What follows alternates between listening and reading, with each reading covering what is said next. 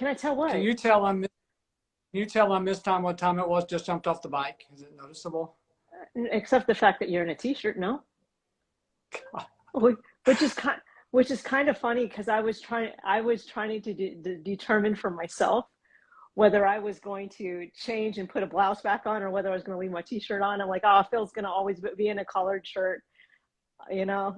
So I am glad that you did not codepend and just went ahead and rode your bike and did what you needed to. Well, I was codependent. I just misread the clock. I'm glad you're here. Yeah, It's me good too. it's good to see you. Yeah, you too. So, hey, for those of you who just joined us, I am here with my friend, mentor, Phil Herndon with River Tree Counseling. And we try to do these about once a month, although it's been a few months since we've done this. Yeah. Yeah, it has. It feels like it's been a really long time. And so Mm-hmm. what we were talking about, what we've been planning on talking about for a while now is about progress. Or another way to put it is like, what I'm doing making a difference? And what I have in mind with that is people who come to, weekly therapy or do a 12-step program or try to make some life change. And what I know is the trajectory when we do these things does not necessarily feel like it's forward progress all the time. Um, And so I just wanted to spend a little bit about a time talking and going, what are some of your thoughts around that? Talking to me? Yeah, you. Oh, Yes, I you. thought the viewing audience. Okay, sorry. Well, obviously I get that question. If I see 25 people a week, I get it 30 times. And I've asked it too when I'm sitting on the couch, swiped in my car. Like I ask it too. Like, how will I know? And it is the difference between, when a hawk sees a mouse in a field and makes a beeline straight for it. And progress in therapy, any kind of therapy, treatment, inpatient, outpatient therapy, whatever it may be, is way more like a bumblebee. It takes twists and turns, and literally blood sugar affects it. A woman's monthly cycle affects it. What you eat for the session affects it. What you eat after, if you eat before, if you eat after, how much sleep you've gotten. Where are your feelings trapped in that limbic brain and trapped as deep in that amygdala and holding on to it? Like it literally has hundreds of thousands of variables. Our human body, our physiology, our age, sleep quality, lack of sleep, sleep hygiene, the state of our relationships or the people around us working, get healthy too. I mean, that's one of the reasons we tend to forget the basics. Like, no, basically we're humans. There are all kinds of things that go into every single part of my day and every single part of my night. And so Yeah. a really legit question, and it literally has to do with everything that we come into contact with and everything that comes into contact. Yeah, and it only takes one speed bump, one thing happening in the day that we didn't plan for, prepare for, one life happening that was unexpected for us to go like, how did I end up here? What am I doing wrong? Is it always going to be this way? I don't know that I want to do this. Mm-hmm. Yeah, that's where I know you mentioned we were texting back and forth the infamous equation that people who are familiar with CPE or other things that we've done before are familiar with. But one of the variables in that equation around how to move well through our feelings into the gift portion of having them is this idea of patience. And patience really so often is synonymous in our brains, is synonymous with calmness. And patience doesn't always look calm. Patience has more to do with staying or bearing the burden of hope, as we call it. Like patience has to do with staying in the process, staying in, getting back up. It's really akin to perseverance more than it is calmness. The word persevere, common street Greek, as you would call it in the New Testament. Perseverance means to abide under something. The word literally means under, to abide, like take up residence underneath the load. And that's really what patience really is when we talk about a recovery process, whether it's classic substance addiction recovery or just recovery of life in general, walking free of anxiety and crippling depression, for instance, trauma resolution. That has a whole lot to do with patience. Can I develop the emotional resilience to stay under the burden, these feelings that it costs me, the truth telling that it costs me, the confession that it costs me, the neediness and vulnerability that it costs me, to stay under this load with patience, to bear the burden of hope. To bear the burden of hope. So you talked about patience, and the multiplier is the truth or the feelings.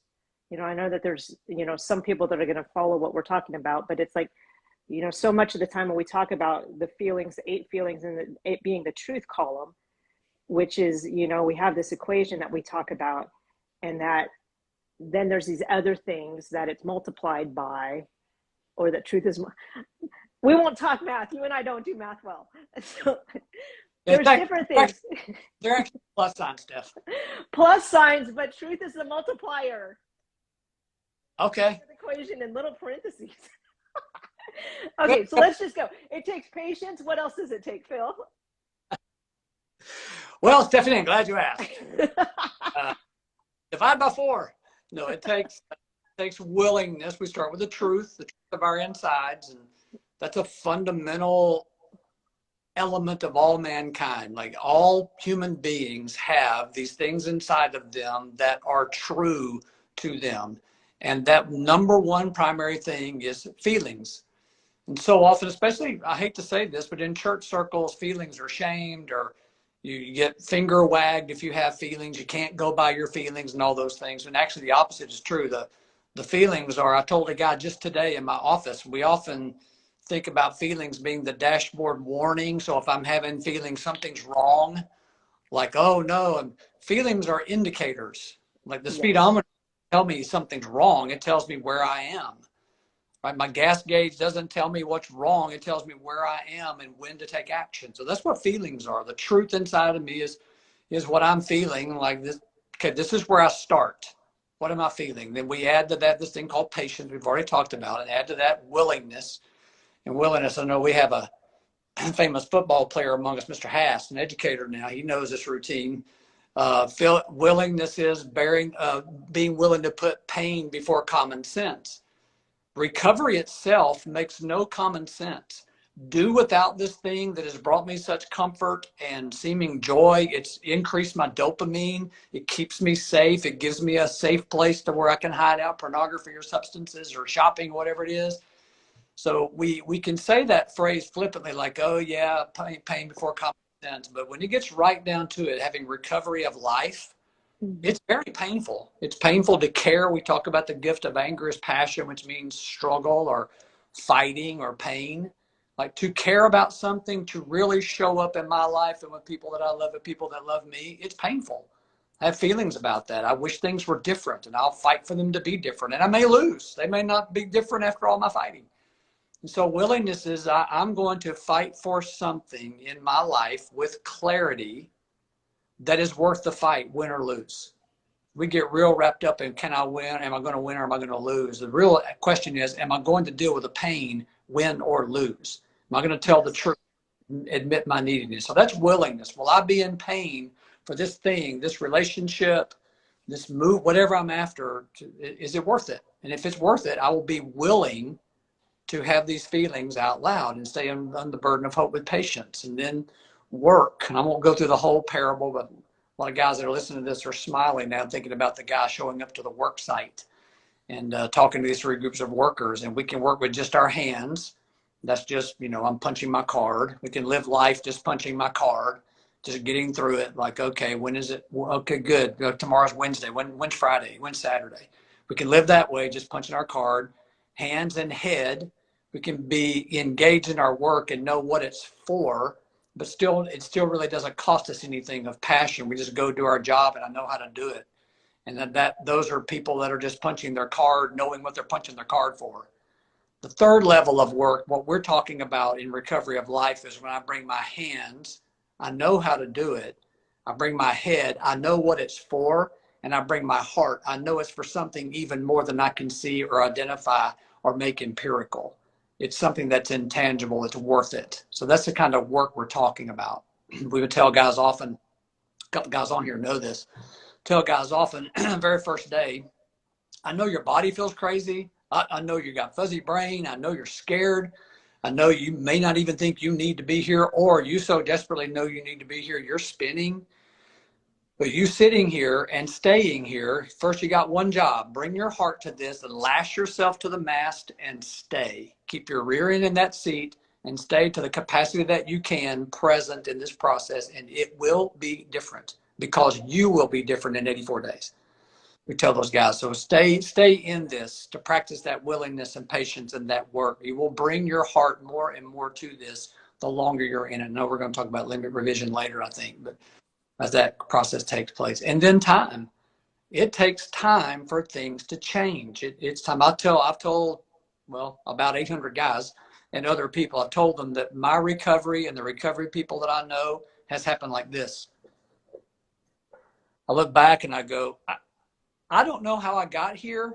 I just know I wasn't here before. I was there and now I'm here. That's what happens with the passage of time. When we are working literally a day at a time, thank you, Bill Wilson, working a day at a time through chronological time.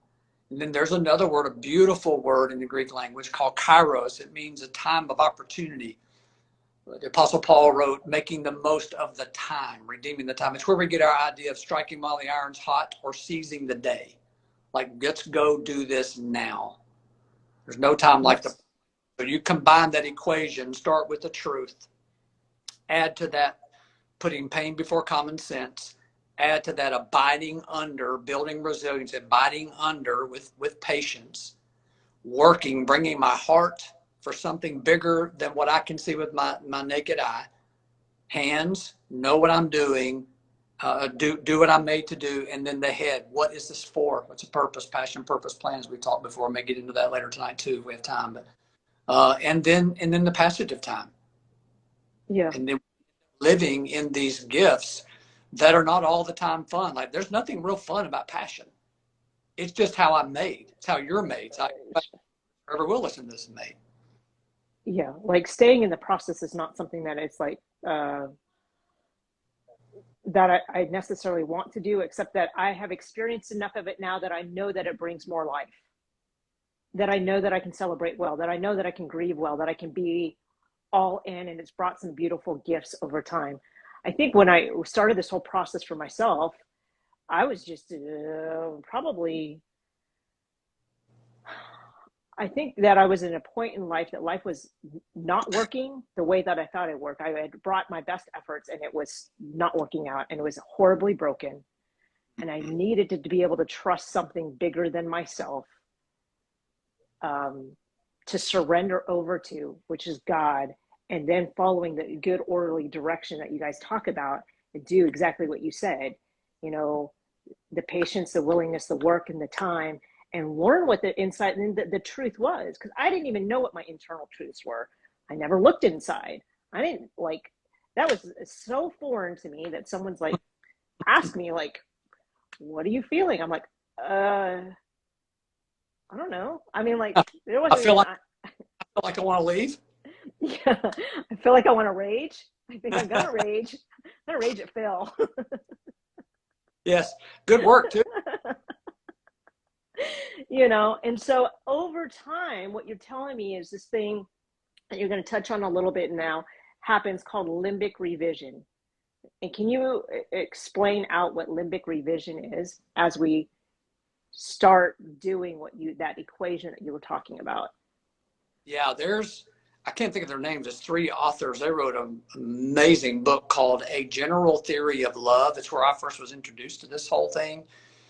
And if you think about how we talk about, man, when they started hanging around with these kids, they really changed. And man, therapy has really helped him. And my goodness, treatment, so-and-so came out completely different. I guess being away from the alcohol was really good for him or whatever. And that is part of it. But what happens to these people when we're making comments like that? Like, gosh, they changed when they got with so-and-so, whether that so-and-so is a bad idea or a good idea. Like, wow, they changed. That's limbic revision. We have neurons, we have neurotransmitters that we're looking at one another right this minute. I'm looking at you and you're looking at me, and we're friends and we're close and we're regulating off each other's faces. Children do that. Children look at mom and or dad and they go, am I okay? That's the reason we know intuitively. You don't look into the face of a newborn and go, ah, we know we don't do that. But logic says, well, why not? They're not going to remember that, because we know intuitively, yes, they are over here in their limbic brain. You scare the fire out of a newborn over and over and over again, looking at them and glaring. I guarantee you, they're going to register that limbic regulation off of that scary face, and it's going to stick in there. They're going to grow and develop in trauma. So limbic regulation is looking at faces, paying attention to those faces that we're in relationship with, and then attuning in regard to the face I see.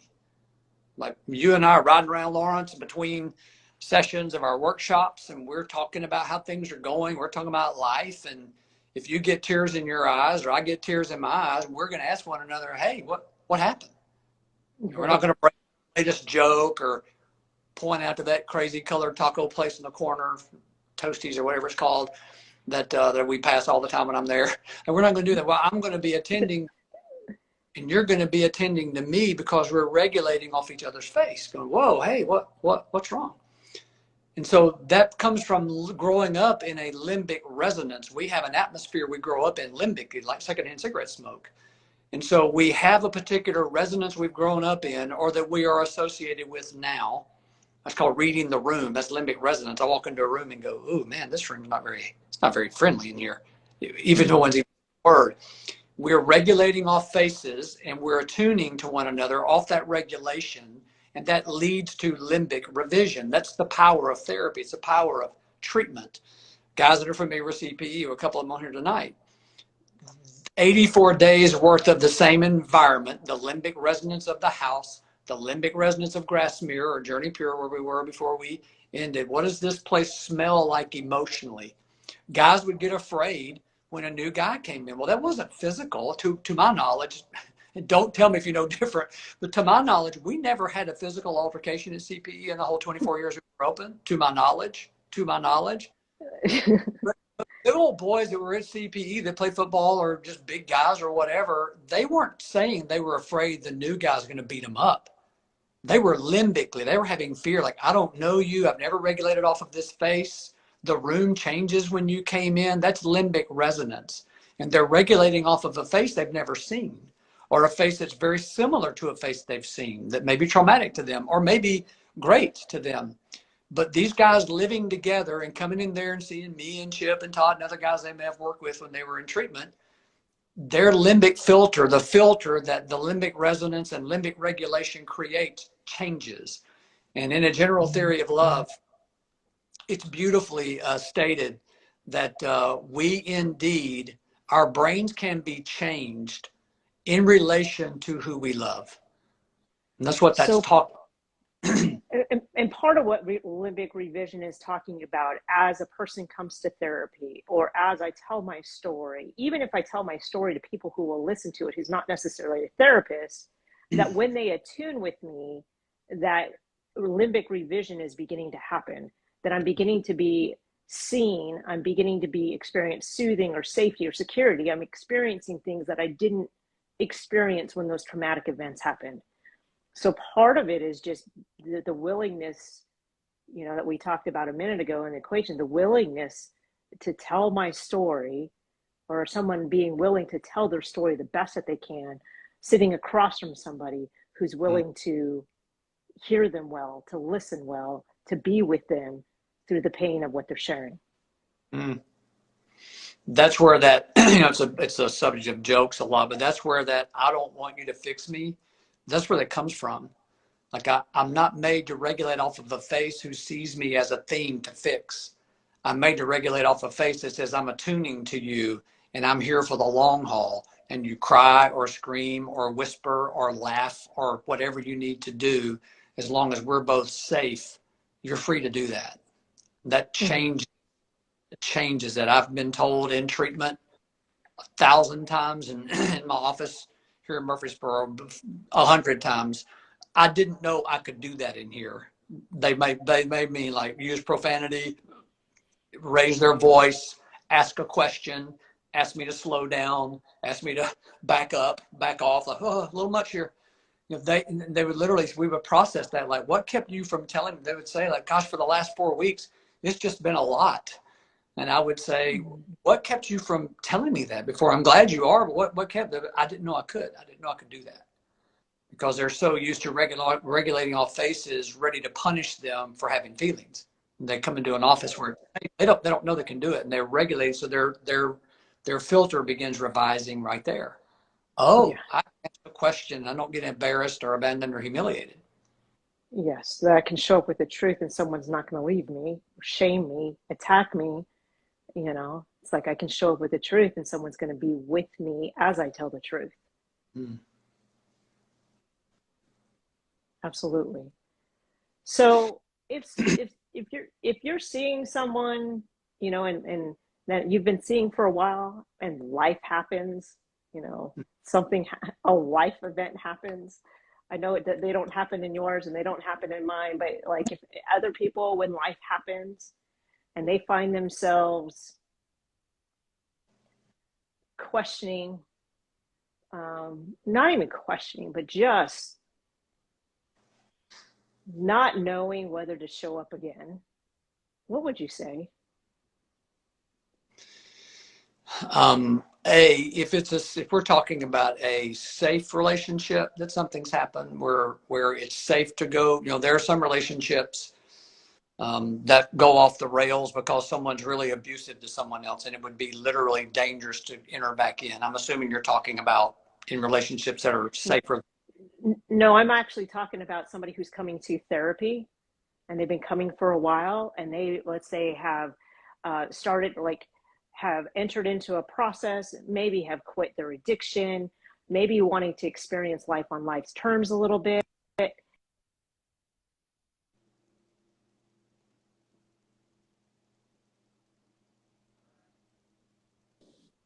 Nope.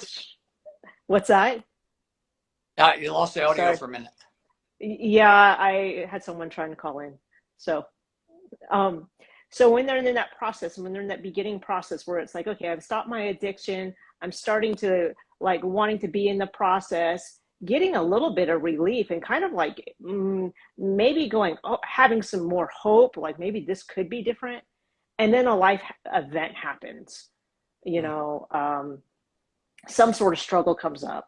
Someone's diagnosed with something, someone dies, child, something, like, fill in the blank, and goes, oh man, I don't know if I no, I don't know if I want to do this anymore.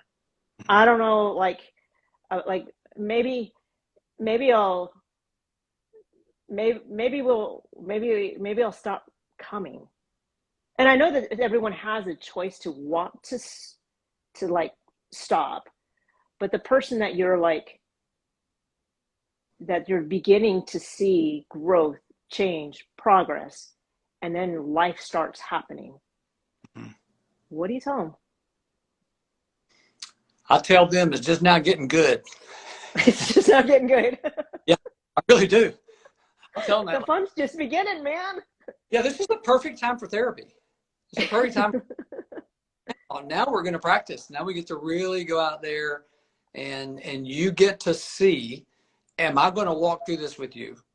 And you're going to see, are you going to build a resiliency to stay present in this? And I will tell people that this doesn't have a thing to do with me wanting a full schedule or a fee or whatever all that stuff is. Like, I'm literally, you know, the word relief is a beautiful word. It really means, it has a connotation of resurrection.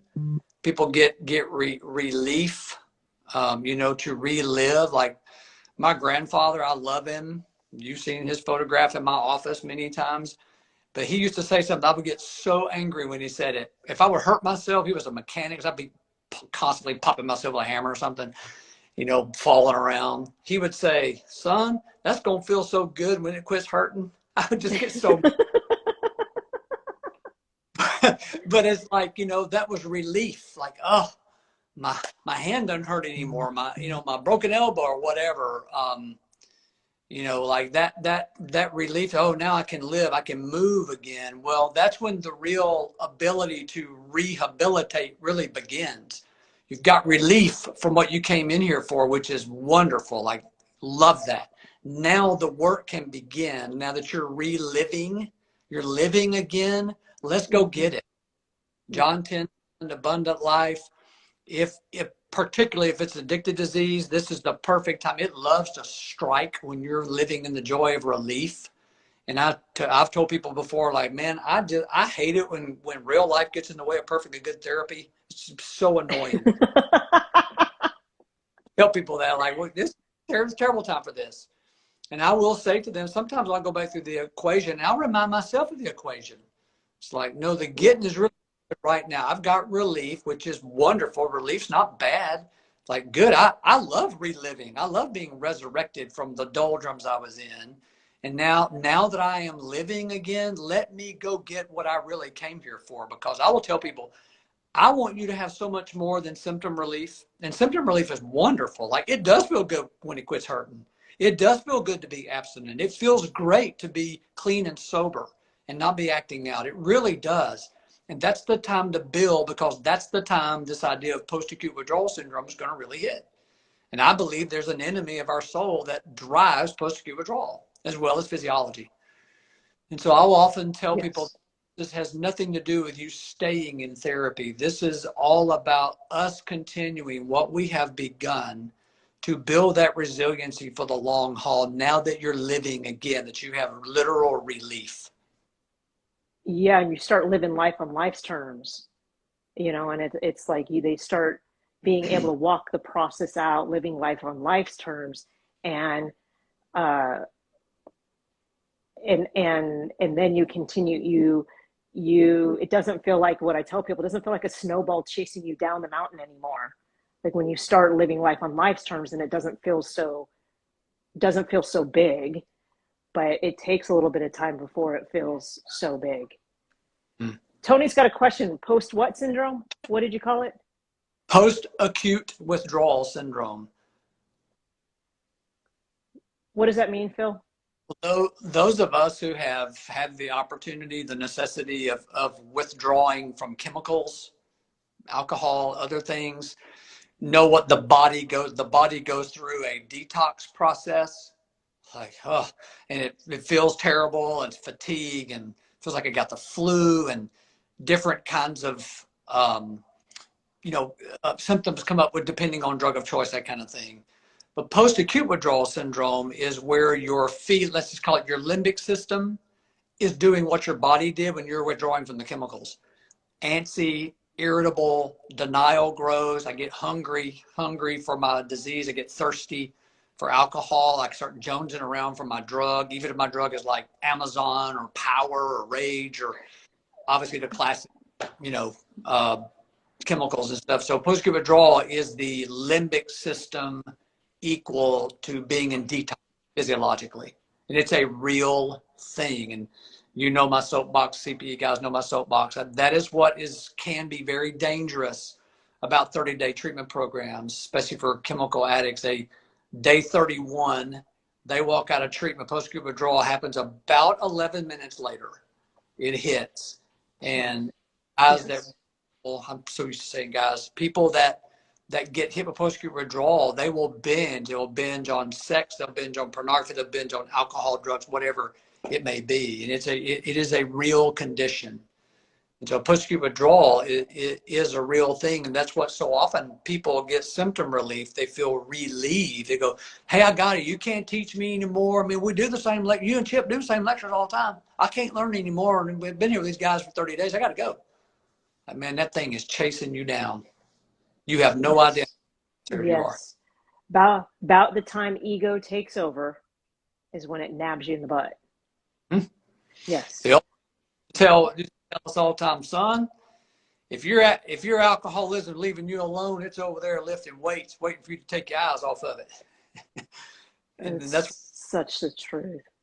And so that's where we can get fooled into symptom relief. Feels wonderful, and it's designed to feel wonderful.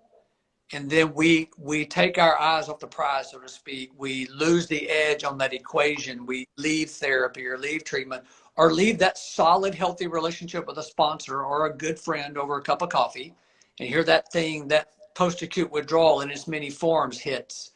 We're right back where we started. That enacts a thing called the toxic shame cycle. And my slip or my relapse becomes a self-fulfilling prophecy. See, I told you I was no good. Told you I couldn't do it. I don't need to go back to therapy. I Yeah. can't do it. And the whole time you've been duped into thinking your symptoms going away in a transient manner means you're ready to go live. No, you're just now ready to begin getting the rest of your life. That reminds me so much of, you have recovery. So much of what you've talked about is recovery from addiction versus recovery of the life that God intended you to have. You Yes. got two very different things, and recovery from is one thing, and so much of the process is just beginning to have recovery of life. Yeah. We tell So God, people, that the recovery process is three phases. Abstinence, if you're not abstinent, there's nothing to talk about. Sobriety is applying the tools to remain abstinent, sponsor, steps, meetings, literature, what you're filling your brain with. And then that third territory that abstinence and sobriety ushers a person into is recovery, the rest of what you're really yes. looking for. Yes. So, hey, Phil, I hate to jump off here, but I need to. I want to continue this conversation with you probably the next time we do this Okay. next month. It will land on a Tuesday. I will make a post about it. But I just want to thank you for your time. And so it's willingness, work, patience, and time, telling the truth, trusting the process, and staying in, and in doing those things, you'll experience more full living. It doesn't mean life is pain free. It means that you will be able to have the fullness of life and being able to grieve real deeply as well, to be able to be in, not just for yourself, but the people in the depth of relationship around you too. So Yes. thank you. Thank you. Thank you, everybody who's joining or that's going to watch this later with the link that I shared out. And I hope to catch you next time. Thank Bye, you. y'all. Love you. Bye. Bye.